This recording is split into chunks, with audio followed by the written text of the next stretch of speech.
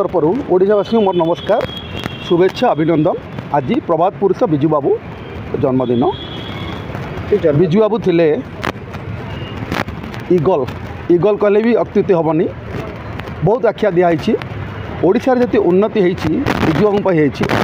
बिजू बाबू कथा आरंभ करवा राति सरीज कि कथा सर ना। आज महान पुरुष बिजू बाबू जन्मदिन मु मोर सम्मान जनाऊँगी एवं ओडिशावासी को विनम्र अनुरोध करुच्ची बिजू बाबू गोटे दिन आज आपण मैंने जहाँ अच्छी बिजू बाबू बिजू बाबू जहाँ कर सम्मान दिंतु एवं गोटे स्मृति सभा करूँ एवं बिजू बाबू ओडिशार एमिति पुरुष एमिति किंवदंती जहाँकि छाड़ी जाइछन्ति छाप गोटे।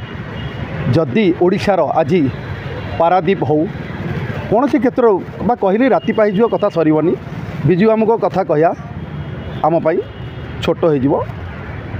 बिजू बाबू गोटे एमिति किंवदंती एमिति मनीष एमिति व्यक्तित्व एमिति चरित्र जहाँकि आमे माने आज गोटे दिन मन पकेबा। और बड़ दुखदायक कथा शासक विरोधी हिसाब से कहबेनी आज गोटे मार्च 5 तारिख बिजू बाबू को पंचायत राज दिवस गोटे छुट्टी घोषणा कराला। बर्तमान जो मैंने सरकार आसछन्ती काटिदेले आमे भारी दुखित मर्माहत।